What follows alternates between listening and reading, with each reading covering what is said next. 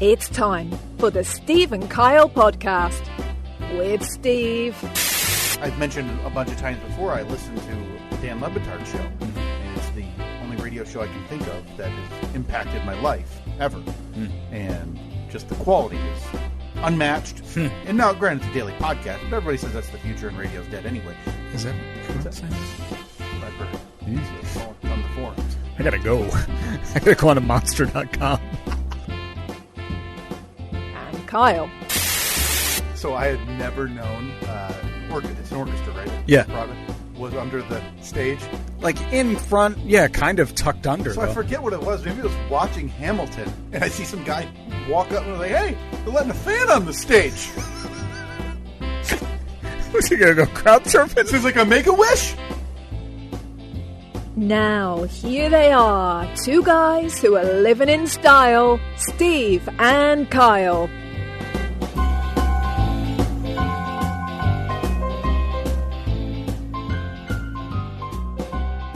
Heard from a lot of people, Steve, had that same thought that I did about Broadway and musicals. They let anybody up there. Yeah, huh? it's like a rock show. Aren't there some bands still that, you can run up on stage at the end or some type of nonsense? And well, I mean, you gotta feel like every week a video from a Foo Fighters show goes viral where Dave Grohl pulls a 6-year-old girl up on stage and then she shreds a drum solo. Today's day and age, it makes much more sense to do that as a innocent child rather than a grown adult who you don't really know intent with a grown adult. You could get hugged, you could be mauled, you could be just happy to see you. Yeah. So Dave's playing it safe.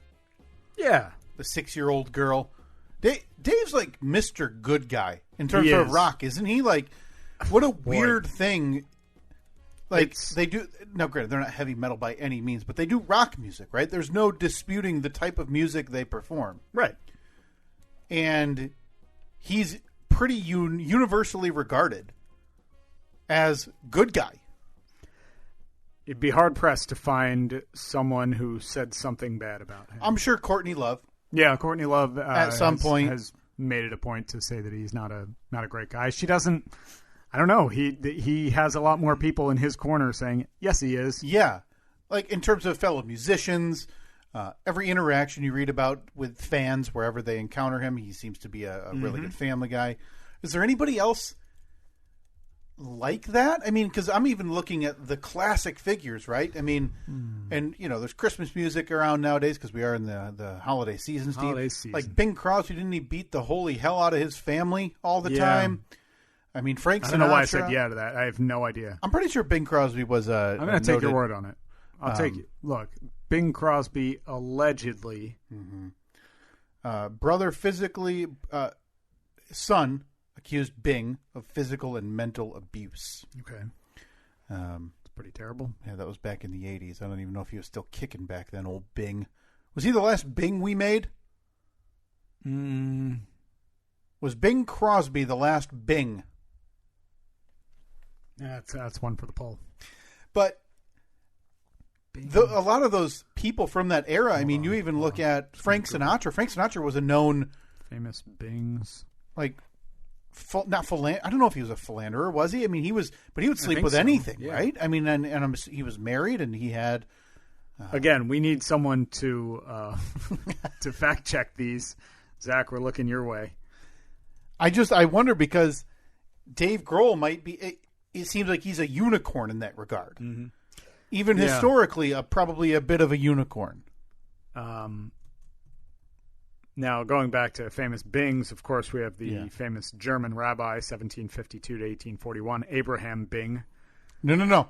I need first name Bings. Oh, okay. I was going to say, we got Andrew Bing, Annie Bing, Bernice Bing, Brandon Dave Bing, Chandler was Bing. A politician in Michigan as well as an athlete. So I got last name Bing, unacceptable. Was Bing Crosby the last Bing that was made?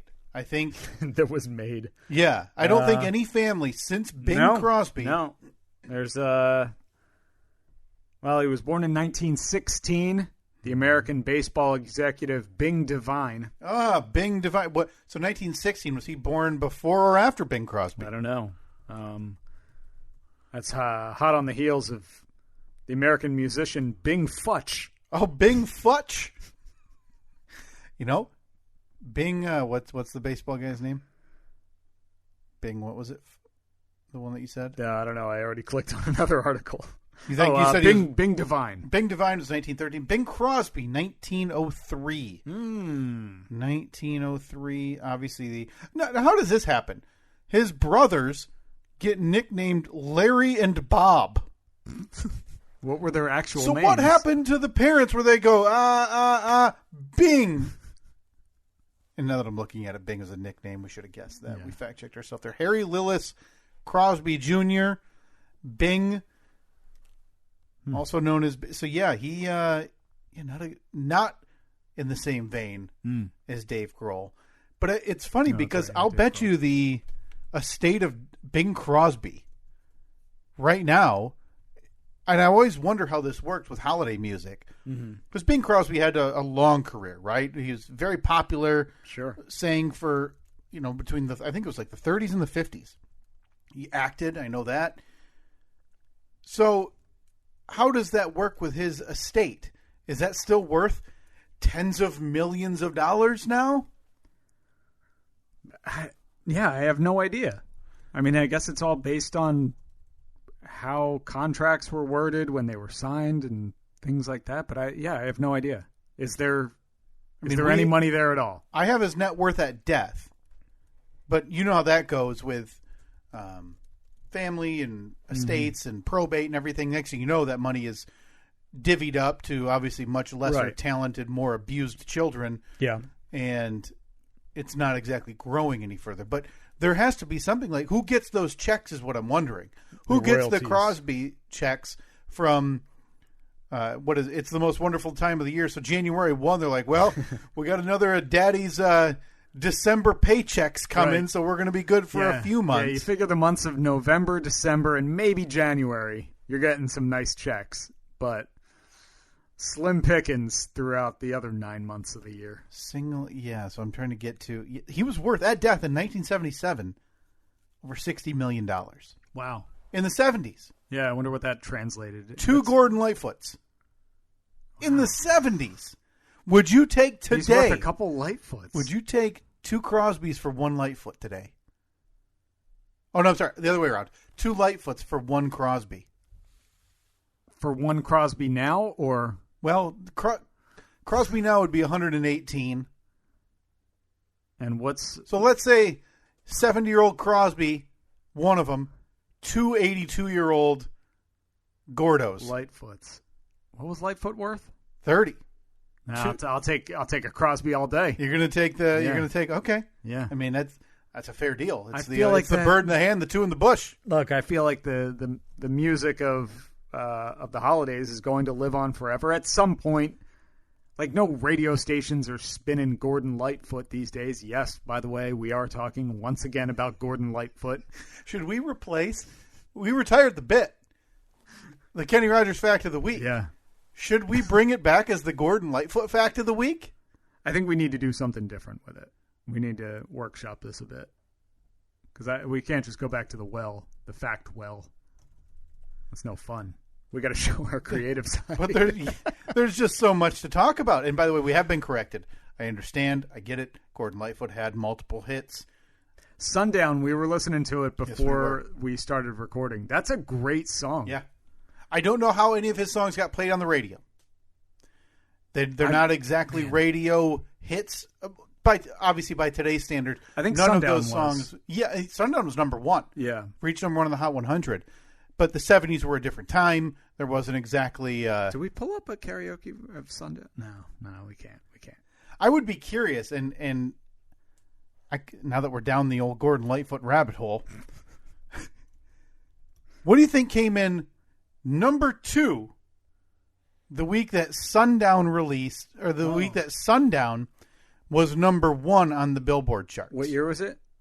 1974. God. It reached number 1 on the Hot 100 and Easy Listening charts, and number 13 on the Hot Country Singles charts. Wow, crossover hit. I would have to. Now, granted, it's going to take me some digging because I don't know how to navigate archives of the Billboard Hot 100. But I am curious about what came in behind Gordon Lightfoot. Is this one of those where you look back at, the first MTV VMA, or no, was it the first Grammy for rock band went to Jethro Tull? Yeah, Jethro Tull. Over Metallica. Over Metallica. Just remarkable that happens. Yeah. Is this one of those where... I don't know. I need to... All right. So what was the date? Well, it was released in March of 1974. Billboard Top 100 from 1974? 1974, yeah. And then he also had other songs that I guess you could classify as hits, but they're not as recognizable as The Wreck of the Edmund Fitzgerald and Sundown. All right. So overall, for the year 1974, this must be the top Hot 100 singles of 1974. Overall, looks like Sundown was number 27. So a solid year. So of the 52 weeks, it plopped right in the middle in terms of number one hits that were that year. Let's see. There was the number one overall hit on the Billboard Top 100 that year. The Way We Were, Barbra Streisand. Oh, look at that. Seasons in the Sun, Terry Jacks. Love's Theme from Love Unlimited Orchestra. Come and Get Your Love from Redbone, Dancing Machine, the Jackson 5, the Locomotion, Grand Funk Railroad. TSOP, that's The Sound of Philadelphia from MFSB. Everybody's talking about it. Benny and the Jets. Oh, Aretha Franklin up there. Kool and the Gang. All right. I have the calendar open, Steve, for 1970s, and I am trying to navigate my way to March. I'm in February. Boy, we are in early March. Terry Jacks. Okay. Season in the Sun. Yeah. Knocked off Barbra Streisand with The Way We Were. Wow. Overtaking number 3, Spiders and Snakes by Jim Stafford. All right, so we're at number 5 before we get to a song I recognize, which is Jungle Boogie by Kool and the Gang. Yeah. So that is early March. So let me go to late March here because again, this song came out on March 24. This very well could not have happened in March. A lot of music is so different now. The way it's tracked, the way it's released and everything. So music back then, that song may not have been released onto radio until like August. So let's see. Boy, this song charted all around the world. Canadian RPM top singles, it was number 1. Oh, really? South Africa, it was number 1. U.S. Billboard Hot 100, number 1. U.S. Billboard Easy Listening, number 1. Yugoslavian singles chart, it was number 2. The UK singles chart, number 33. It was number 16 in the Netherlands, number 14 in Ireland. A legitimate worldwide hit. Yeah. Yeah. Fantastic. Lightfoot's only single to reach number 1. Huh. I guess that's all there is to say about that. In recap, that was, How about that? Gordon charting in, where'd you say, Germany? Ireland? Yugoslavia? I don't know why I'm having such trouble tracking down which week that thing went number 1. Doesn't matter. Makes me think it's all a lie, and that the living estate of Gordon Lightfoot is swindling us right now, and making us think that they were actually number 1 when he wasn't. Yeah. Do you think is Gordon still out there doing the merch tables? 82 signing CDs worth $30 million. Can't be. You're worth that much. You don't do merch. No. You're not out there hawking CDs and DVDs of one of your concerts from, this is 92 at Cobo Hall. By the way, it was number 1 on June 29th, 1972. June 29th. Thank you very much, Steve. Now I can get my way there to see who, and we can close this loop on who was number 2 the week Gordon got to number 1. So Gordon jumped from number 3 to number 1. It was on the chart, though. I got this. I already got it. I already have it. I have it pulled up. All right. Sundown was on the charts before it reached number 1 for 12 weeks. Okay. So that's what I'm talking. It's so weird. That doesn't happen. Yeah. Songs and singles now, Steve, it's out in 3 days. Like, did you know Kanye West released an album like a month ago? Oh, Donda? Donda? No idea. It's in and out of the pop culture cycle. That was a big thing because he was he kept teasing it, and then he'd have a listening party or a listening event. People would show up and he'd play it, but then he still wouldn't release it. Yeah. I am comfortable saying with a quick scan, this is a justified number 1. Number 2, have you ever heard of Bo Donaldson and the Haywoods? Because that sounds... Have I? That sounds awfully similar to like Buddy Holly and the... What Crickets. are they? The what? Buddy Holly and the Crickets. Were they the Crickets? Yeah. So Bo Donaldson comes along, 20-some years later, decides to try to replicate that with a song, Billy, Don't Be a Hero. Oh, yeah, of course. That was number 2. I wonder if it's one of those songs that you'd know it as soon as you heard it, but you just never knew the name of it. It was number 1 the week before. Yeah. Number 2 the week before, now number 3. Band called The Stylistics. Okay, I've heard of The Stylistics. You Make Me Feel Brand New. That's got to be that sounds vaguely... Nope, that's not it. Woman. That's Natural Woman. That's not it. And I would like to play these, but we don't have to scrub the podcast. We could play them where we would just hear them in our headphones, but you wouldn't hear them listening. Just a very, very quick rundown of the rest of the top 10. This is why I'm saying I pretty justified number 1. Number 4 is William DeVaughn, Be Thankful for What You Got. Olivia Newton-John, If You Love Me, Let Me Know. Mm-hmm. Is that from Grease? Or is that just, did she have a solo album before Grease? If you love me, so that's why that made it. Never mind, that's Meatloaf. Oh, yeah. Meatloaf John.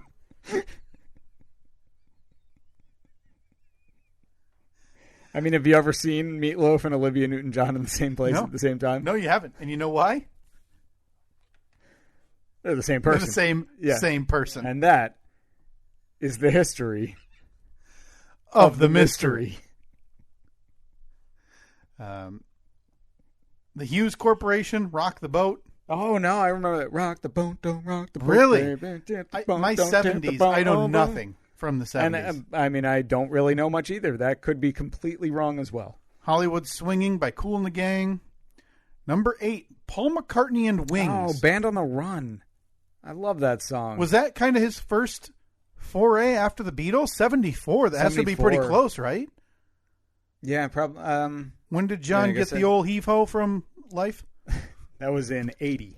Oh, okay. So, but this was when they were split up. Yeah, they had been split up for apologies for to a couple of years. Lennon family and Yoko. George McRae, Rock Your Baby. Was that the old heave-ho from Life? Okay. I said heave-ho. I shouldn't have said it that way. No. Because where was he being heave-hoed from? Earth. I mean, the existential plane. Mm-hmm. He got shot. Dead. Yeah. And John Denver, Annie's Song, number 10. Those are the top 10 from that week. The only reason that Gordo got back in there at number 1, I think he ran into quite a light summer in terms of big hot hits in 1974 because he was bumped off the following week by Rock the Boat by the Hughes Corporation. Yeah. Man, a deep dive into spring and early summer Hot 100 on the Billboard charts. Yeah, oh boy, that summer was Radar Love from Golden Earring. There's such a weird sect of people. Like, I know Jimmy Pardo, listening to his podcast, there's a whole channel, I think, on Sirius XM that's a full rewind. And they play the top 20 from this week and a random year. Sometimes it's like, hey, it's November whatever from 1982. We're going to go over the top. We're going to play the top 10 songs from that week. And that's, people are fat, but that's the same. Well, that's there are plenty of classic rock radio stations. One of them here in town in the building that I work in, that each weekend they do the like Casey's Top 40 or Casey's Coast to Coast or whatever. And that's exactly what it is. They play all of the music and all of the original recordings of Casey Kasem from American Top 40. It's fascinating. From that year. it's incredible that they preserved all of it. And it sounds so good. I love listening to it. Here's what I wonder. Do you have to hit a certain age? Is there an age group that you have to get to where you start thinking, boy, these TV shows nowadays, kids, whatever happened to Columbo? Yeah. And so at night, instead of watching new programming or new movies, whatever, you're finding whatever it's called nowadays, antenna TV, throwback TV. Yeah, laugh TV. Yeah, that shows you those old programs.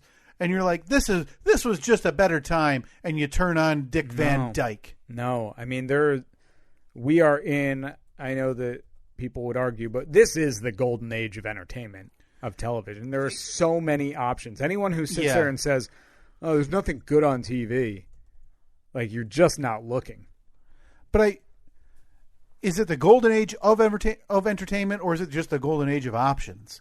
Because obviously there's never been more services that you can get content from, whether it's on your computer or YouTube, or your phone with YouTube, or streaming services that tech companies provide, like Apple TV. And, it's. I mean, I think it's kind of both. Definitely the golden age of options. We have more options now than ever before.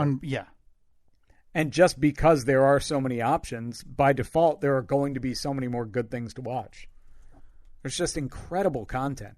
Like, I could go through every one of the streaming providers, like all the, like the 5 big ones, whether it's Netflix, Apple TV, HBO Max or HBO Go, whatever it's called, Hulu. I can think of at least 2 shows on each of them that are just phenomenal. Because it's fascinating to me. My parents infuriate me with this. They have standard cable, which we dished 3-4 years ago now. Mm-hmm. And they have access to a bunch of the streaming services that we have. Because of the way it goes, everybody shares, right? So I have my brother's this, that. I have yours, this, that, whatever. That's the way it goes. And my folks have logins to some of the things that my brother and I have that we pay for. And yet I'll talk to them on a weekend day or whatever. It's just nothing on TV. And I want to go over there and wring them by the neck and say, what are you talking about? There's too much. There's way just too much. Like, you have to hit a stage. If you're like me, and now I've loved television, entertainment, and movies and that forever. Mm-hmm. Always loved going to the movies. Like, I love the experience, and I love being immersed in different worlds and these stories that very talented storytellers can tell, whether it's television or movies. But if you really, really care, you could give yourself a panic attack because there's no earthly way you can consume a small percentage of what's being released on a daily basis. And the problem is, Steve, is if you don't consume it and you do 3 months later, nobody cares. Yeah. Go talk Squid Game with somebody today. I know. It's funny. It's funny how quickly it hits the news cycle and then it's gone. But I have such anxiety with stuff like that because we started watching Succession. We watched the first 2 or 3 episodes of it, and we're behind by 2 seasons because it's in the 3rd season now. It is. It launched 3rd season 2 weeks ago, and I feel like, oh man, now I have to binge this whole thing because I'm such in that mindset. Gone are the days of, well, it's on Thursday nights. Can't wait to see what happens next week. But until then, I have my Friday night show. And then come the weekend, I got this show. And then next week, I love my Tuesday night show where you could simultaneously watch 5 or 6 shows at a time. Yeah. I feel like I can't do that anymore. Because my brain is so programmed where it's like, all right, I'm watching this show right now. I'm invested. I know who these characters are. Mm-hmm. I don't have room in here for another plot line from another show. I had this issue a little bit with 2 shows that I've binge watched in the last year: Yellowstone and Succession. Mm-hmm. I watched the 2 seasons of Succession long enough ago, though, a little over a year. So that way I'm done. And now TV shows do these long layoffs, whether it's for creative reasons or coronavirus, whatever. And Succession started, and I was like 10 minutes in. I had to pause it and go through the HBO menu to see, like, the recap. Do you have a 4-minute recap? Because I remember the main storyline of how it ended.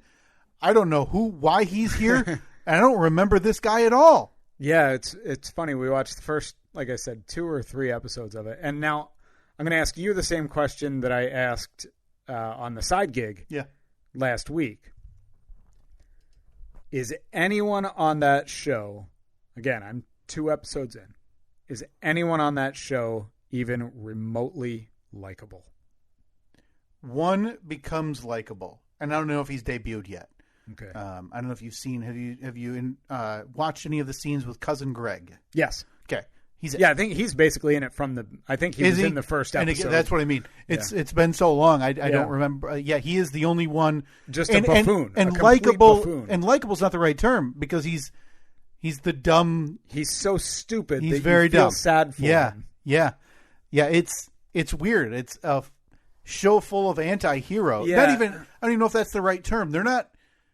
I don't even think they're playing under the guise that they want to do good. Yeah, because plus an anti-hero, you're rooting for. Like Tony Soprano is an anti-hero. The pinnacle of the anti-hero. And even though he was a terrible person that did bad things, you still rooted for him. Right. And I mean, none of these people so far in succession. You don't root for any of them. No, I'm like, God, they're all just leeches. Yeah. Tony Soprano was on a tour of colleges with his teenage daughter. Right. Still found time to follow and stalk a former FBI informant and murder him. Spoiler while alert. On the road. I mean, jeez. And I cared about him living more than I do any of the characters from Succession just because of the way they act. But everyone said, "Oh my God, from the first episode you're going to love it." And I haven't found that to be the case yet. It takes a little, that show is it's not a fall in love with it from day one. Yeah, no. The first couple episodes I was like, all right, I could stop watching this and be fine, but I want to stick with it just because of all of the people that I know whose opinions I trust with movie and TV. I trust that that I'm going to get hooked at some point. We're also at an age, you and I both, where it's very important at this stage in our life. Mid to late 30s. Yeah, mid to late 30s, as we've discussed, where what I like to call walk-around TV is important. We have kids. Yeah. We have things going on. So I need shows, or I enjoy shows. No, granted, I still enjoy Succession. I watch it every week. But I need more shows in my life where I can have it on, but if Reed starts talking to me or asking me for something, I'm not missing gigantic plot points. I don't have those shows. Oh, I can't. I don't have the attention span to, or my attention span, like when I'm watching something, I'm either 100%. Really? Yeah, I need to be. Man, I need to be committed. I'm folding clothes. I'm emptying a dishwasher. I mean, maybe I would bet that if I pulled up an episode of The Office. Oh, sure, but a show you've already seen, like that has to be different because but anything where there's a serial plot where it's like one episode to the next, you got to know who's who and what's going on, which are all of the good shows now. Yeah. There's not many shows reminiscent of the Fast and the Furious where it's like I'll miss a few explosions, but I can go to the restroom without having to pause it. Right. Yeah. When you're watching Succession, you come back and you realize a company's been broken down and traded away in the time it took you to wash your hands. Yeah, it's a little bit different. But I strive for those shows. And again, most of them are sitcoms where you can kind of be doing other things. You can be having dinner and having a light conversation about whatever happened during the day or whatever. Oh, man. Yeah, those are so important. It's funny because Annette is like that where we'll sit down to watch a show. And 10 minutes in, she'll be like, "Oh, I'm thirsty," and walk into the kitchen, and I'm like, "What are you doing?" And she won't say. I'll say, "You want me to pause it?" Nah. What? What do you mean? No, I wish I could do that, but I'm like, no, I need to focus on this. I need to know who that guy is. Yeah. I need to know what he's doing and why he's there. The most important or the most serious discussion of Steve and Annette's marriage is going to come down to how willy-nilly Annette treats the television programming in the house. Annette, we need to have a real talk, Annette. What do you mean? You're not taking Succession as seriously as I am. Like when we rank our big fights, there's going to be Crockpot. The Crockpot fight, obviously, number one. The drywall carrying incident will be. I won't even say 2. I'll say 1B, 1A and 1B. And then top of the list. And then it'll be her non-commitment to watching TV shows that I like. Imagine that being the straw. Yeah. The proverbial straw. That's where it. it's like, I can't do this anymore. I let you scream at me about the drywall. I let you shame me about having 2 crock pots. I will not have you shame me about not watching Succession seriously enough. Yeah. That's how it is. Oh, man. That is, yeah. I never feel older than when I look at, the 10 streaming services, all the new shows you hear about and read about and that people tell you about and you try to make time for, and then you're outdated before you even know it. I know. It's, it ages you quick. Yeah. But yeah, that's why I don't know if in terms of what's out there, it is the golden age, yes. But I don't know if that all necessarily means quality per se, as much as it does mean, hey, you have a billion options. Yeah. Pick one. You've got Julia Roberts doing TV, Kevin Costner doing TV. Yeah. The biggest celebrities in the world doing TV shows that they expect you to keep up with now and sign up for a new service. Tom Hanks has had 2 movies released on a streaming service alone.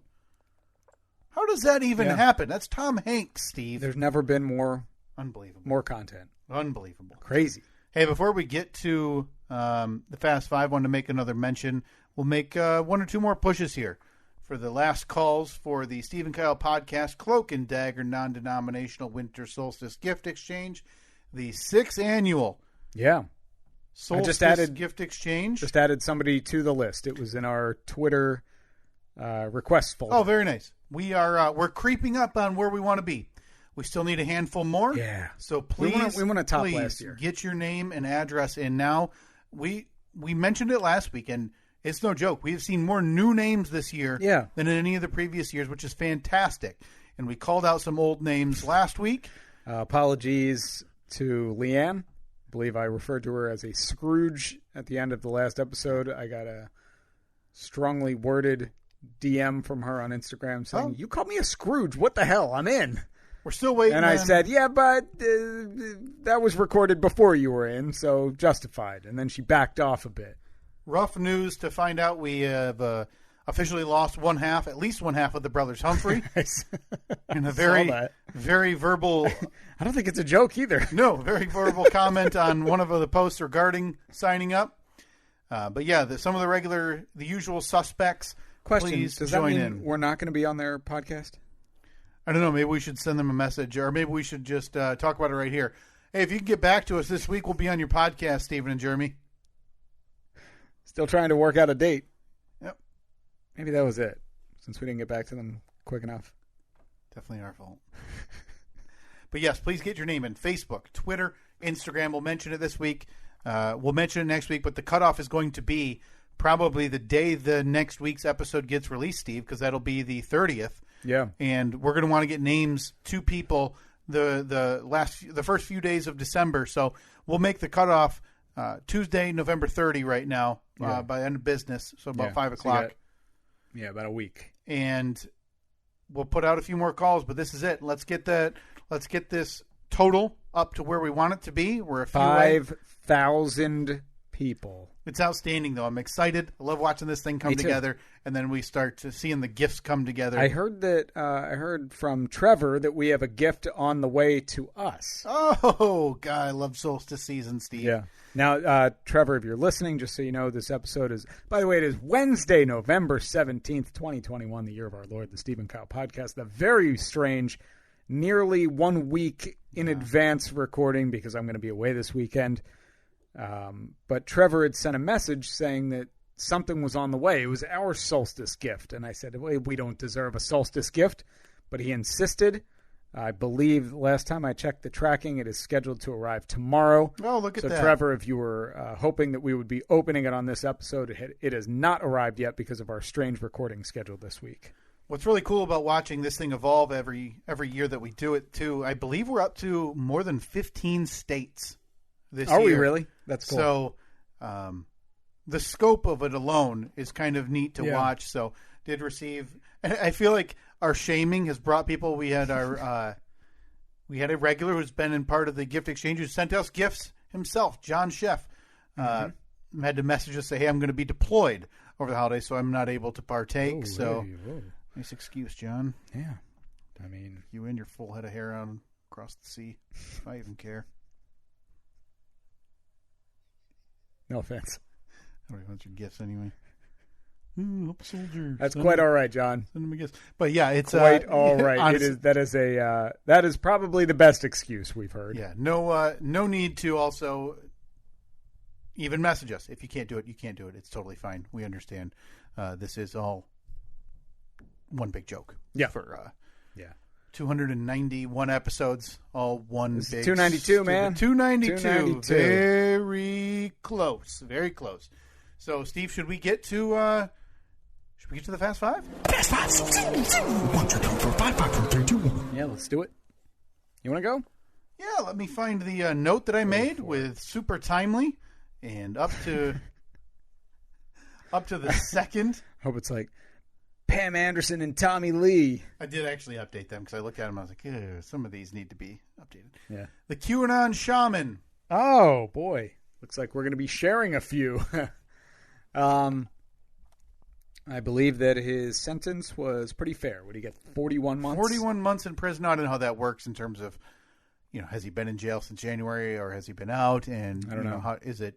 And he'll probably serve like 7 months. And right. Get but released. So prison time for him. Kind of the face of that day on a lot of the photographs. Yeah, the January 6th insurrection. In the heart of it. Second, Thanksgiving. Love it. Tier 1. 3. Hashtag Free Britney.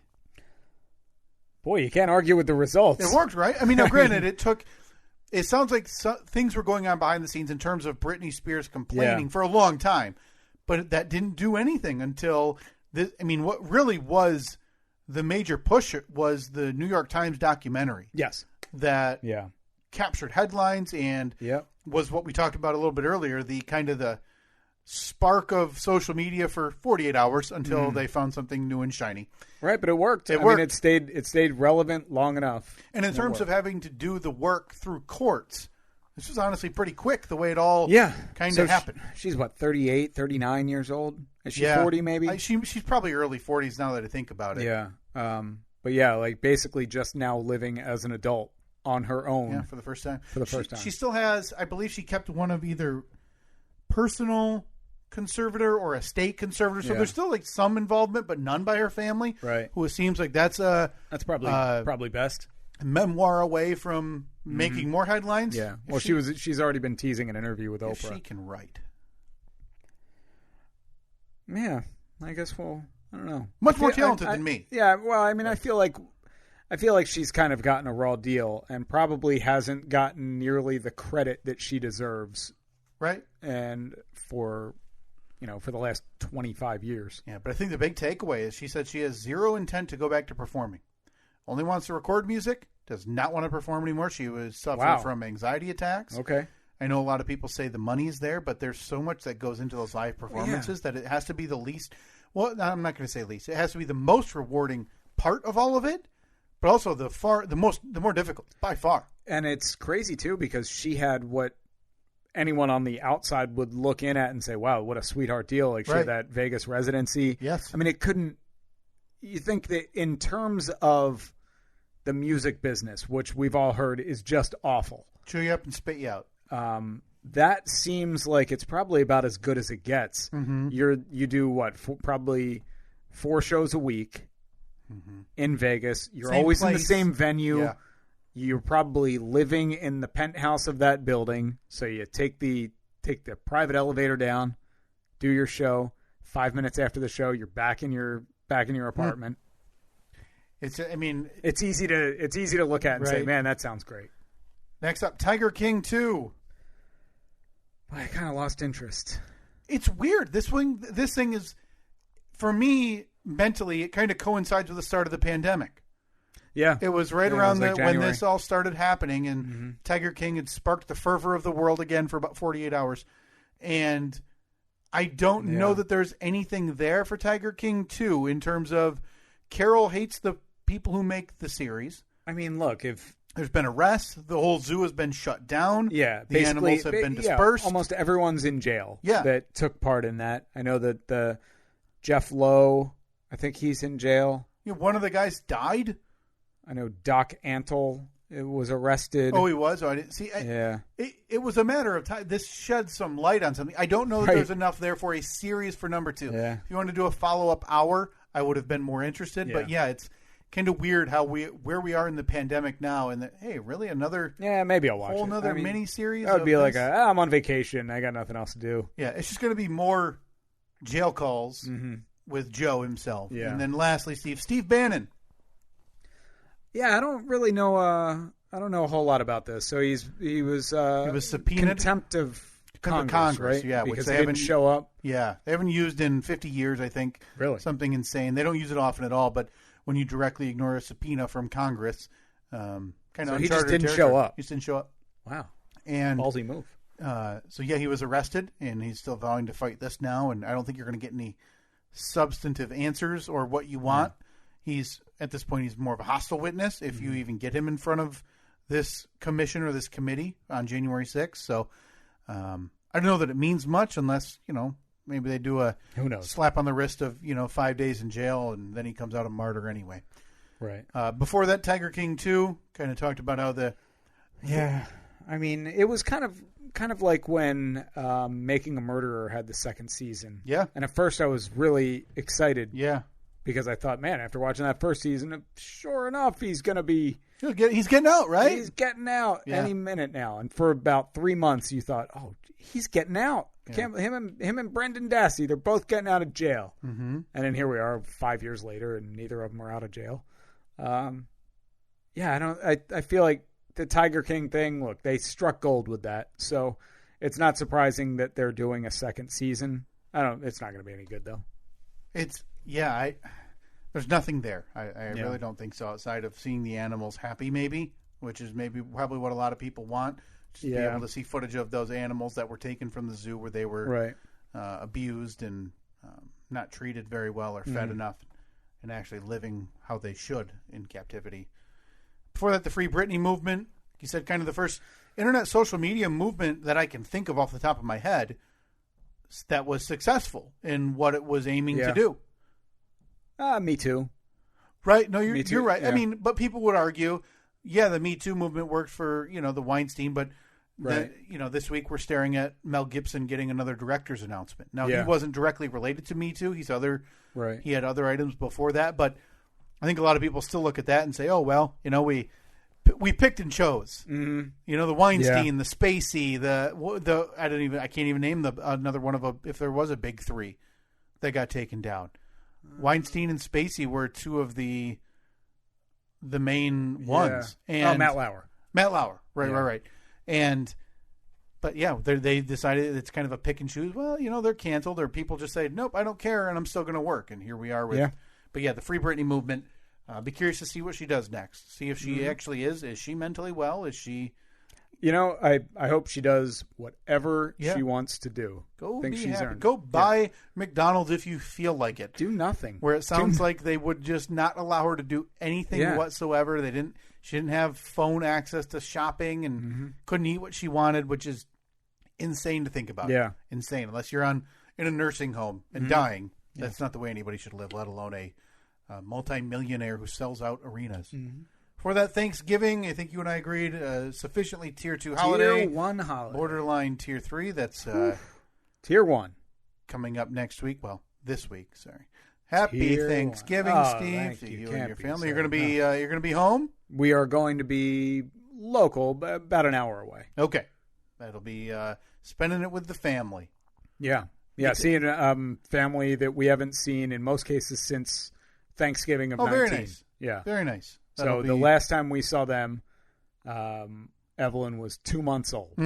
And that was I don't know if you remember clearly as I remember the night before that Thanksgiving, but we stayed at your house. Because, that's right. Big storm, right? Because we had an ice storm or a wind storm or something that took out our power. And unbelievable. It was getting cold fast here. That's what started. That's what turned you into a Jenny man. Oh, boy.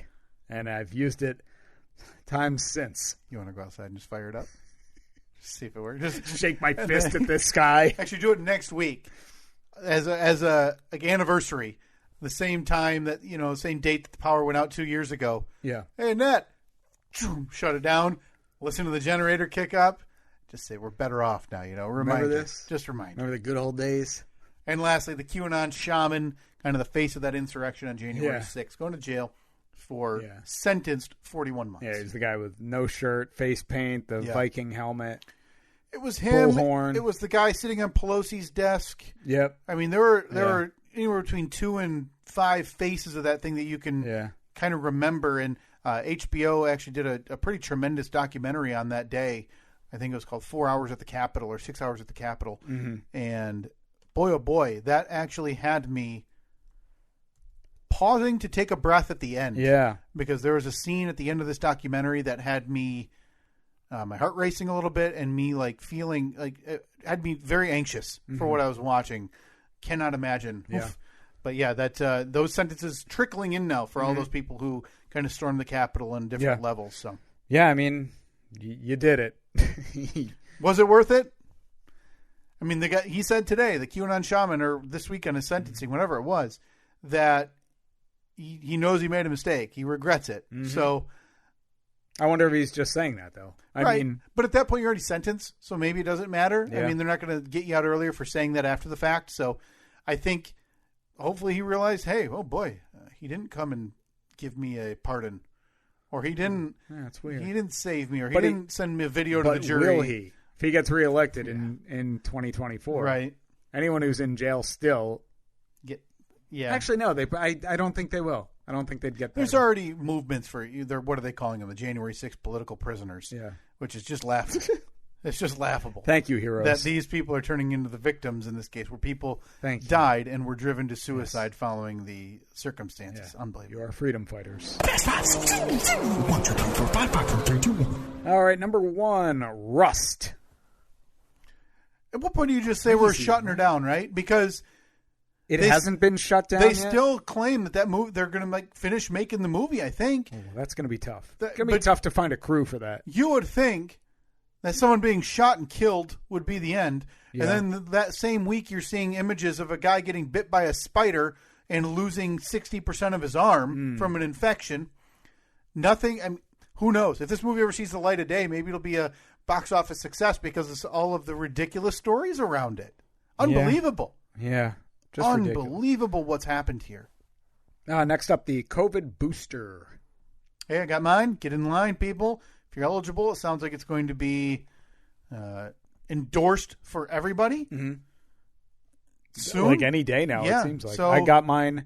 I had a routine doctor's appointment. Yeah. And when I was there, they said, okay, you're due for this shot. I forget which one I needed. I was due for like a second one. And they're like, oh, do you want your COVID booster while you're here? And I was like, I can get it? I said, yeah. Okay, do it up. So I got mine too.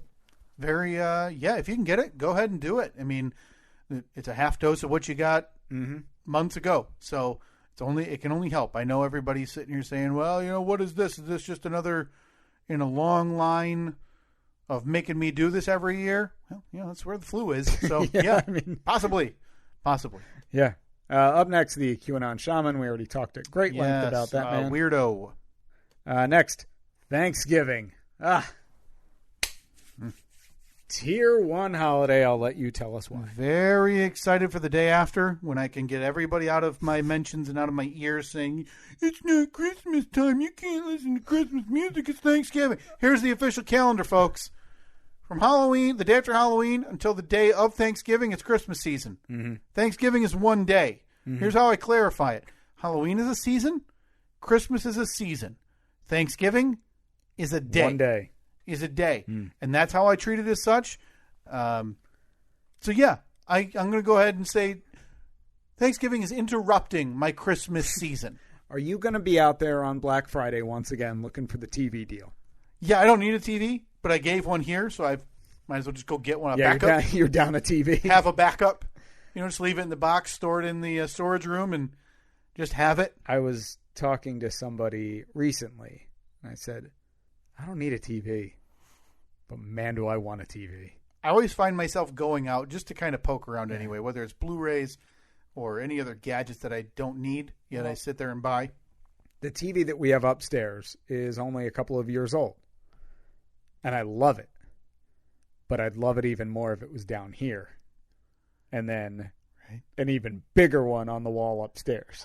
Because the wall that our TV is on upstairs, a lot of room. Like our living room it's like a, I don't know, vaulted ceiling, I guess you would say. Like you can see to the upstairs. So it's on a really tall wall. Mm-hmm. I mean, I could easily fit like a 500-inch TV on that wall. Right. Do you think that's too much? No. At what point do you just go projector, though? There's nowhere to hang the projector, though, because the way that the ceiling is. You'd have to have like a 15-foot pole extension arm, like a fan. Like if you wanted a fan in that room, you would need 15 feet. Yeah. It would look strange. There is a fan you're right. in there. You're really right, though. Yeah. Hey, you're kind of handcuffed there. Yeah. Yeah, so I'm just going to have to get, what's the biggest TV they make? Like 85 inches or so? I bet you could, you could probably buy, hundreds, but that once you get to that size, still the cost is prohibitive on those. You're talking thousands of dollars. Whereas if you go 75. Maybe I'll just get two and stack them. You could probably still get a 75 for under $1,000, right? A pretty good one, too. That sounds nice. Let me try to do a really quick Black Friday TV deal for you. Look. See if you can find a Samsung. And you said you're talking big, right? Oh, yeah. Biggest one they got. Not messing around with the 50s and 60s. Sorry, bore myself. 75 inches. Yeah. What do we got? 4K. Okay. That's good. That's a lot of Ks. Samsung. It's at the local Best Buy. $849. Done. I'll take two. You can get a 65-inch Toshiba 4K for $529. 65. What am I, a peasant? I already have an iPad. And a phone. What else could I possibly need? $850 for 75 inches. That's Steve. Insane. Unbelievable. I mean, that's a two-person carry, not even based on weight, just based on size. Scope of it. How are you supposed to carry a box that shape? All right, I'm going to need to rent a truck. That's right. To haul it home. You wouldn't be able to fit that in either Jeep or her car. Yeah, okay. Not a chance. So I got to get the Manchi driving. You're at about $900 just based on having to rent a truck. Well, near us, the Best Buy is right next to the Home Depot. So I'll go to the Home Depot and I'll rent their truck for $20 for the first 75 minutes. Again, to bring your new TV home. Yeah. Perfect. Yeah. Good deal. Beautiful. Finally on my list, Taylor Swift. Oh, yeah. She's still releasing all of her old albums, right? She's re-recording all of her new album, or all of her old albums. Yeah. That's, I don't care. I mean, good for her for doing it, because this is a way to get her music back from Scooter Braun. Yeah, well, she's not getting it back. She's getting the new She's going to own her masters. Right. Her new ones. And she just had a big, there was iHeartRadio, one of the big radio companies, just committed to replacing all of the songs in their music catalogs with her new versions. So Scooter Braun will no longer continue to profit off of those old versions from iHeart, at least. Okay. So outside of streaming, though, where... I guess that would be up to the individual company. I think that Taylor Swift has enough sway. Yeah. Where if Taylor Does she call Apple? If she calls up Spotify and says, "Hi, it's Taylor. Can you play the Taylor's version and not the old version?" Man, it's probably going to happen. Maybe. But I mean, I don't know. But those companies also have the deals with the record companies. Yeah, right. Granted, I know so little about the overall facts of that whole case outside of, because I don't know how music rights work. A very, very small portion of the population does.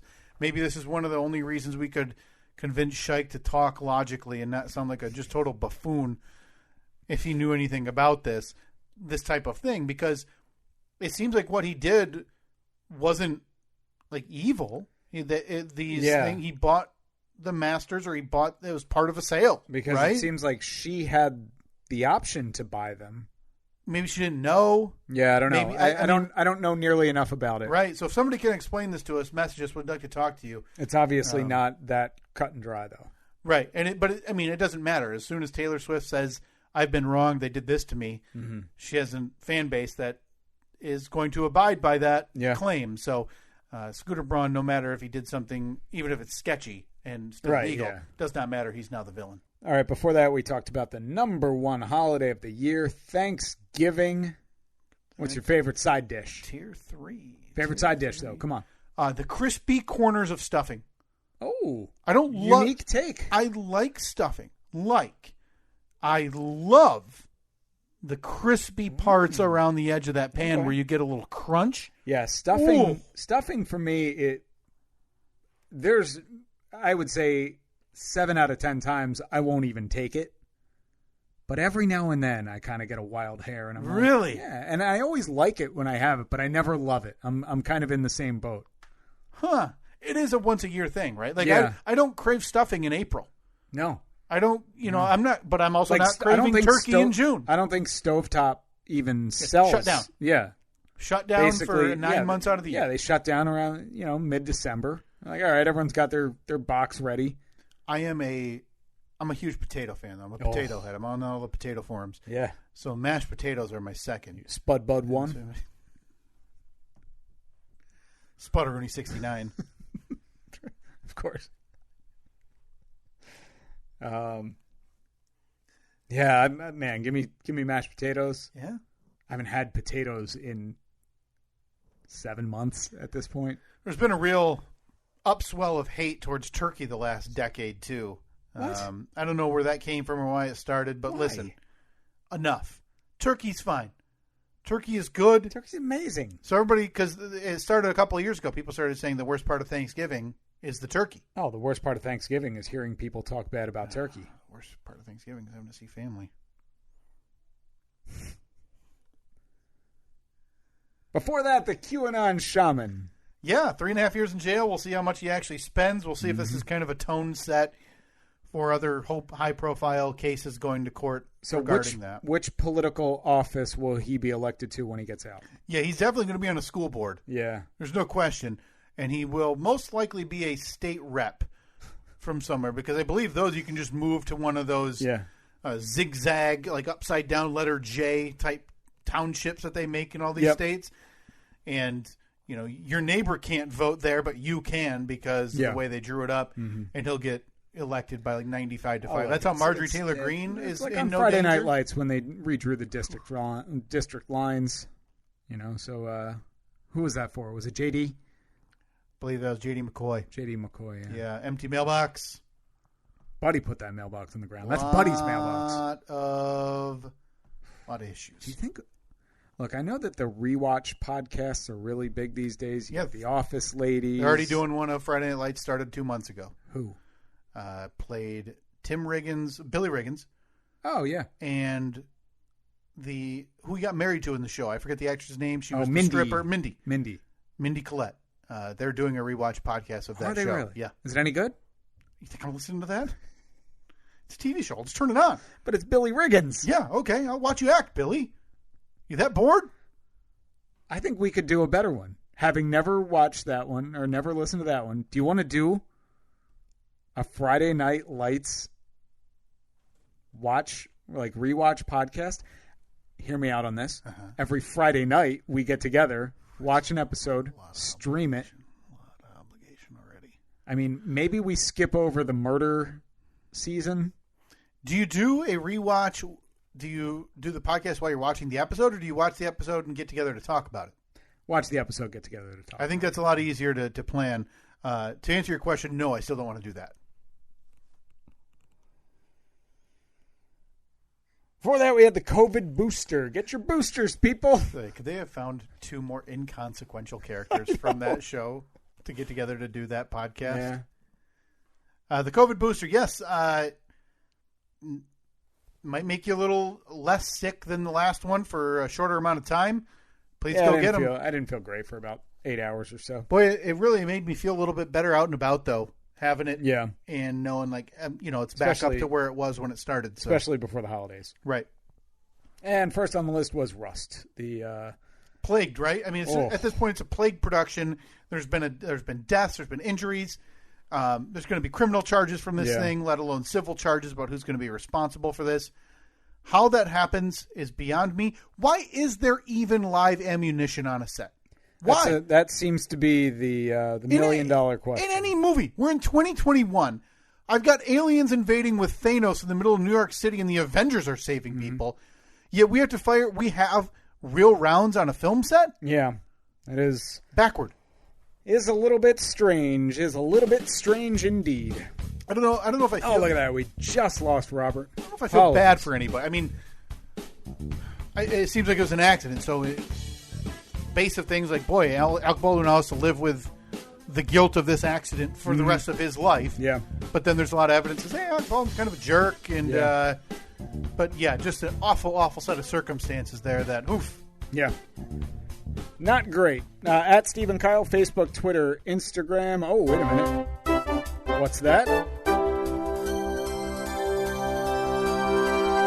Live from the Stephen Kyle Podcast broadcast headquarters, a big announcement. Annette is pregnant. What? Are you serious? Well, back to this. Yeah, I'm actually going to fade this out because I feel like we're Well, again, you can join the gift exchange. That's at Stephen Kyle, Facebook, Twitter, Instagram. You got any more Gordon Lightfoot facts over there?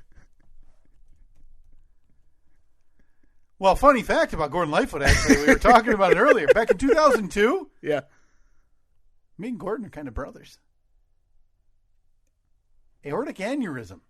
Gordon Lightfoot. How about on that? death's door. He had a boo-boo as well. Had to be airlifted to an Ontario medical center where he stayed, and they had to fix him up. I don't know how long he was in there. I didn't dig that deep because he had the baby aneurysm, the bottom side aortic aneurysm. Kind of a. You gonna go to the show and ask him to sign your scar? Woo! I got one too. First time Gordon's seen a bare chest in 40 years. And it's going to be me with a scar. 6-week coma.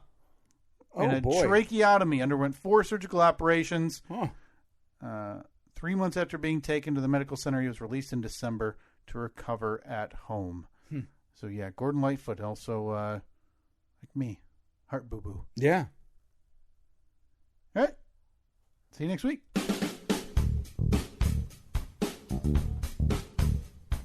You just couldn't wait, could you? I couldn't. Could have done this at the start of the episode. No, I can't. I gotta turn this off now. I need you to know that as we sit here right now, Wednesday, November 17th, 2021, the year of our Lord, you are officially the first person. Let's see. Obviously, I know, and Annette knows. Our daughter knows, but she doesn't care. She's real dumb. Slow. Annette's parents know. Annette's doctor obviously knows. No way to get around that one. No. No one else does. Ha! My family doesn't know. Suck it, Mike! Suck it, Lisa! Yeah, Annette's parents. The monkeys on the side gig, no idea. And they shouldn't, right? What are they going to do? Celebratory feces throw?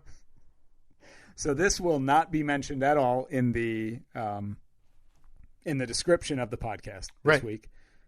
See if anybody sticks around. This episode will be released 6 days. About the time that I am announcing it on the side gig. Could you? If someone who starts listening exactly at 7 a.m. So 7 a.m. when this thing is released. So if they start listening then, by 8 a.m. is when they will hear it on the podcast. Right. Which is approximately the time that I am planning to announce on the side gig. So I have to ask you. Do you still have those like really self-indulgent 3-minute intros? Yes. Okay. So we got like a 3-minute buffer. Well, what I have to ask somebody is if you are listening to this on the podcast as it was delivered to you. So it's if you look at your watch right now and it's just after 8 o'clock on Tuesday, November 23rd. I would ask you to please not spoil this by texting the radio show or anything. That would be a really quick turnaround. Or commenting on anything, saying congrats. I don't want to drum up any attention because I like the surprise. I like revealing via surprise. Drop it on them at 8:15 too, because what's your heart out 8:16? Maybe give us till like 8:30 because I'm hoping it's in that first segment. It could be in the second segment. Yeah. And if it doesn't happen right when I think it's going to, I might delay the release of the podcast by about 20 minutes here or there. But yeah, so there's the big reveal. Man, I've got so much for you. The big news. And we, most importantly though, on February 6, 2012, Gordon Lightfoot was presented with the Queen Elizabeth II Diamond Jubilee Medal by the Lieutenant Governor of Ontario. Hey, way to go, Gordo. A high honor. Is it? Didn't even get the real governor of Ontario. Got the lieutenant. That's a shame. Wow. Well, I mean, listen, we don't have time to dig into all this because I've got a million questions. I mean, obviously. Is your first question, will the child be named Gordon if it's a boy? Absolutely. You could single-handedly today announce to the world that you're bringing back Bing. Bing Lightfoot McKiernan. Oh, my God. That's not bad. That's not bad. I mean, we running it up the flagpole? We got plenty of time. This is very exciting, Steve. I couldn't be more thrilled for you guys. It can't be said enough. Terrified for you as well. I am absolutely my pants. I have millions of questions about... what do you got? Did plans change? Or was this a boo-boo baby? Did we have plans? No, I thought we had discussions in the past how... you were going to wait a couple of years, but it has been a couple of years. Yeah, I mean, she's two. This pretty much went according to plan. Wow. Yeah. So when's the house going on the market? Oh yeah, we're going to be out of here. You need more room. If there's one thing we can all agree on, it's that you need more room. Right? I just can't see a future in this place. There's stairs. You know what stairs do? Kill people. You seen that backyard? You know what trees do? Fall on people and kill people. Yeah. Yeah. I mean... You got an electric fence out front. You want your newborn running into an electric fence? No. We don't know what that does to the human body. No, sir. Nope. No one's ever been electrocuted before. Couldn't possibly know what the effects are. There's just the unknown, you know? And so that's right. We'll get this thing on the market. We'll get you guys a nice new ranch. Yeah, nice 5-bedroom ranch. 5-bedroom ranch. No basement. No electrical fence and not a lot of lawn space because, again, trees kill people. Yeah. That'll be on the pole. Got to have a shop, too. It'll be on the pole, or all trees do is kill people.